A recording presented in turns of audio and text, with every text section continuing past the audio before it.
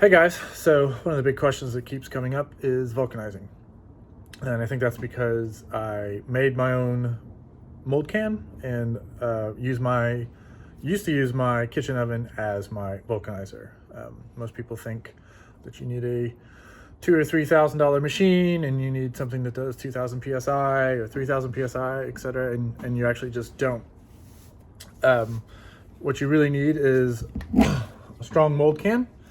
And some clamps and some screws to keep that shut, because really what all that psi and pressure is about is as the rubber vulcanizes, it expands and it exerts pressure and against whatever the container vessel is that the mold is in. And so you need something that can hold that pressure and essentially push back. And so that's what a vulcanizer, traditional professional vulcanizer, does, is it has the plates, you apply some psi so that the mold can stays shut. And you just actually don't really need to do that. So I'm going to show you the mold can I used to use, which is this one here, which was built to use in my oven, and also show you what I use now, which is a professionally built, not to imply I'm not a professional, but a professionally built mold can. But I don't use a vulcanizer for that. I use it on a restaurant griddle, basically a hot plate with a cover, and I'll show you that as well. And that's sort of where I've gone, because cooking molds in the kitchen is smelly, and the wife doesn't like that, which is totally fair. So a couple of basic things. So molds are cooked, when I cook them, at 320 degrees Fahrenheit. I have no idea what that is in Celsius. Some made up number in Celsius. I'm gonna guess 150, somewhere around there. Typically you only need to cook a mold for an hour to 2 hours, depending on the thickness of the mold and the time. I tend to cook them a little longer. I tend to cook them for 3 or 4 hours, just to guarantee that they've heated evenly and that they've fully vulcanized. It doesn't hurt them. I mean, 320 degrees Fahrenheit is half the temperature that your pewter is that you're pouring into it. So it's not going to damage it in the life of your mold the same way that repeated use of pewter is. So cooking it a couple extra hours is not a big deal. The other thing I do typically is I have the stove or the griddle on a timer, and I actually let it run overnight. So it finishes at like 2 in the morning. By the time I wake up in the morning, it's cooled. Now, a lot of people don't do this with the traditional vulcanizer, and you don't have to do it with this method either. But a lot of people like to open it when it's still warm, some heavy gloves, because it's easier to cut. And that's for sure. The way my work day goes, I'm usually, the last thing I do at night is set up a mold and put it away, so in the oven. So I don't really have the time and the energy to cut it, and I'm fine cutting it cold. Yes, it dulls your blades, but blades are cheap. My time is not. What else? Yeah, so let's switch over and look at this mold can. Okay guys, this is my original mold can. This was designed to be used in a conventional oven like you'd find in your kitchen.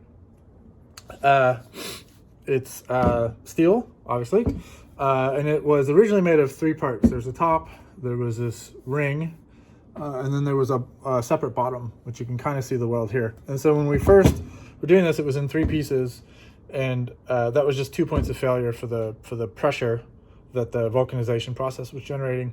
So we ended up welding this bottom on so the mold wouldn't split apart.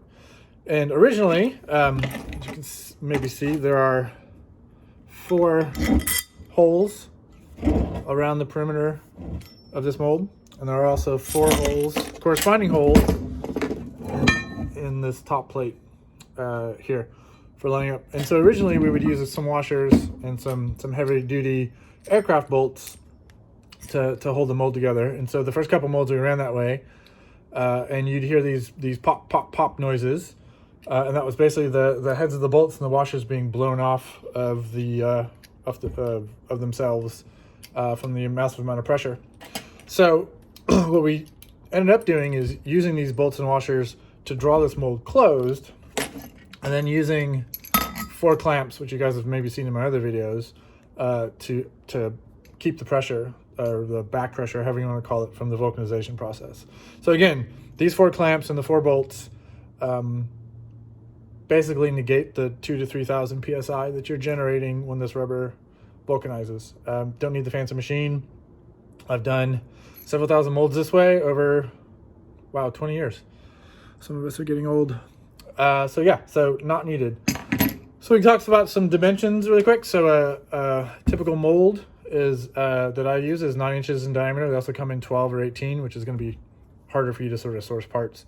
But they are 9 inches in diameter, and they are about an inch thick. You can make them thicker, but I do mostly inch thick molds. And so therefore the internal diameter of this can is also 9 inches, but it's 1 1/4 inch deep. And the reason for that is this top. So you can see there's a lip on this top that is a 1/4 inch. And this top actually goes the other way so that lip insets into the mold can. And that inch thick mold and this 1/4 inch lip, as you tighten that, form this mostly airtight seal in the can and give a nice amount of pressure onto the mold. Because what happens is when you put your two halves of the mold together, you've got your masters in there, it's actually going to be thicker than an inch because you're not going to perfectly carve out rubber cavities. You're not going to perfectly carve out cavities for your masters to fit in. So typically you kind of squish the whole thing together like a sandwich. And so you want that extra lip to generate some pressure as you close this mold.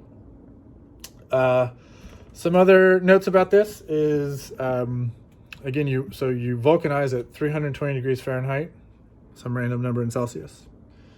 And typically you only need to vulcanize a mold for an hour to 2 hours. I usually run them for 4, which is not going to damage the mold. If you think about it, you're running the mold and it's vulcanizing at half the temperature that pewter is, and you're going to pour pewter into these molds dozens, hundreds, and maybe thousands of times. So the extra couple hours of vulcanizing isn't actually going to reduce the life of the mold. The reason I did it is it's a habit from early on when I had home equipment and I didn't quite know if 2 hours was enough, but 4 hours was for sure enough. So that's the habit I'm in.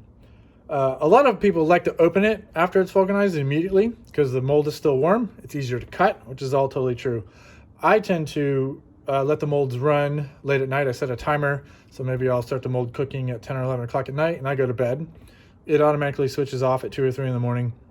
When I get up the next day, the mold is cold. It's room temperature. I pop it out. I cut it. It does dull more blades that way, cutting a cold mold, but that's just the way I work. I don't usually have time to make a mold during the day. I usually make them all at night. And then the other thing with this method is if you're using your conventional oven at home, is to put this on the middle oven rack. So set the oven rack as in the middle as you can, so that it's heating evenly from top to bottom.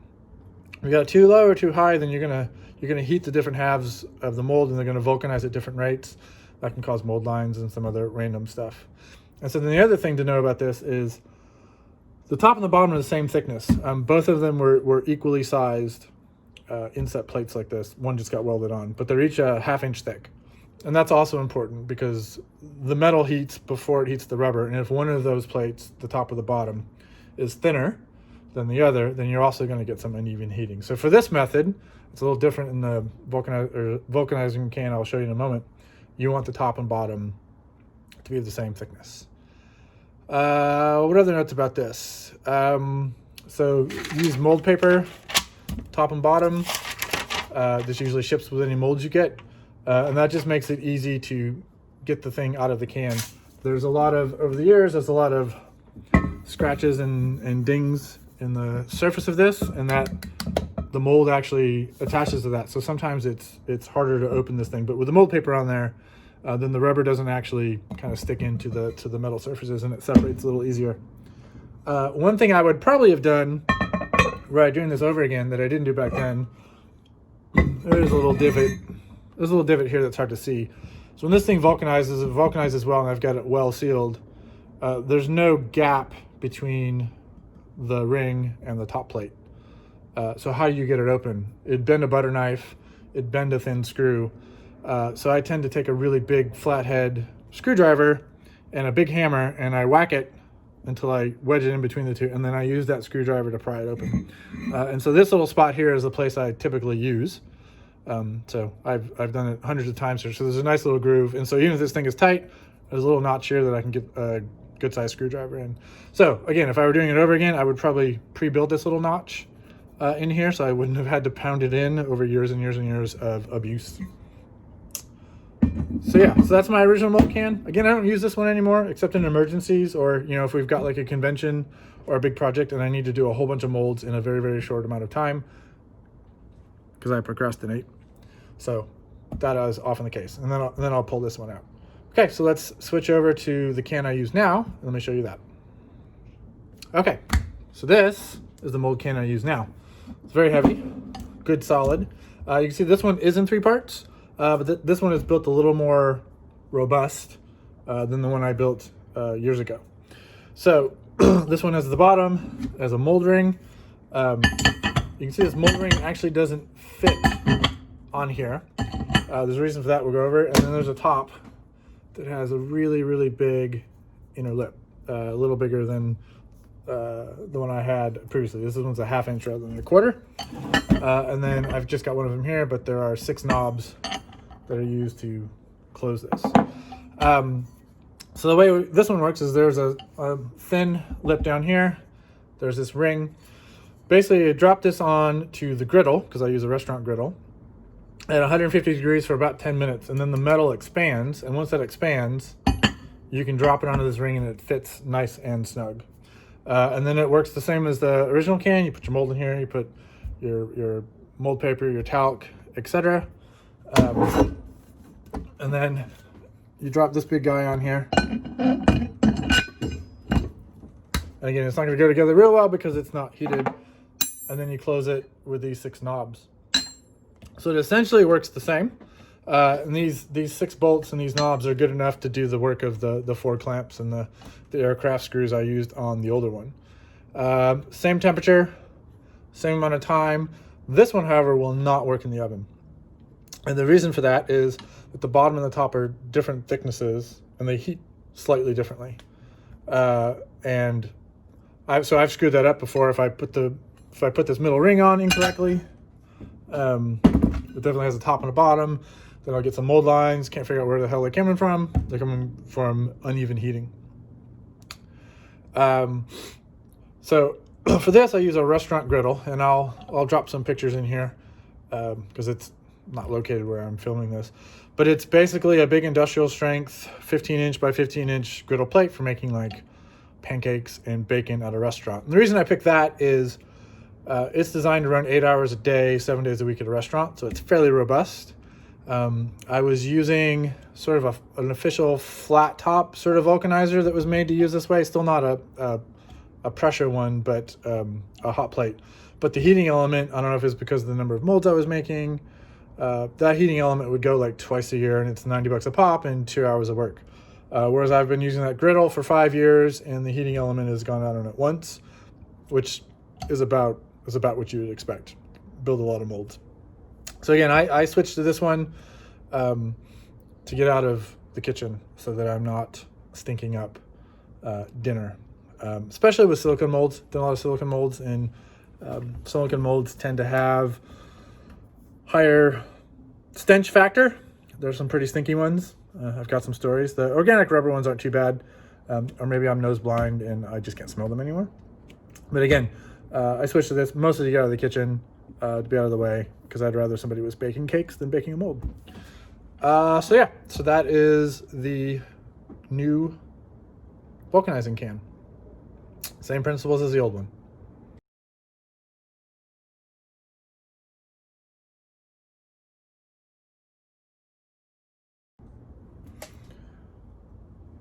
All right, guys, that is the basics of how I vulcanize molds, the mold cans. Fairly simple, fairly straightforward. Once you've got it working once, it just works. Some other folks have followed my footsteps and built some stuff this way, and for the most part, it works. I think there's a hesitancy. I can speak English, I promise. There's a hesitancy. Maybe I should just not use that word. There's reluctance to tighten it down, I think, as much as you can. And so what will end up happening is there'll be some air gaps in there, and the mold either will vulcanize or it'll push the can open and it'll kind of spew out the edges. If you're worried about delicate parts, one of the things you can do is take the mold halves and warm them up in your oven or in your griddle at like 150 degrees. I don't set it to 320, but well, you could. So say you set it to 320, put it face down on the griddle or in the oven for like a cookie sheet for maybe 20 or 30 seconds, and then pull it out, and the rubber will have softened a little bit. You can cut some spaces out of there for your masters, or just squish your masters into it, and then also heat the top for the same 20 or 30 seconds. Talk them, mush them together, and then the can will close a little easier because the rubber's softer. I don't do that very often. I'll do it maybe with 3D prints that are a little more delicate, which I'll show in a different video. But if you've got, say, metal masters and you're making a protection mold, I usually don't cut out cavities. I usually just jam them in there, smash it closed, and vulcanize it, and they'll find their center line. They'll sort of drift the way in there that they need to, and I almost never have that fail. Very rarely is there some cavity that just won't fill no matter what I do. There's maybe a little bit of voodoo, a little bit of magic, but it's just, nothing you can't fix with a razor blade. Razor blade, duct tape, zip ties, fixes everything. Cool. Yeah. So again, post questions. I'll start doing more of these videos, these sort of do-it-yourself making minis at home. Questions and stuff you want to see in the future. Thanks.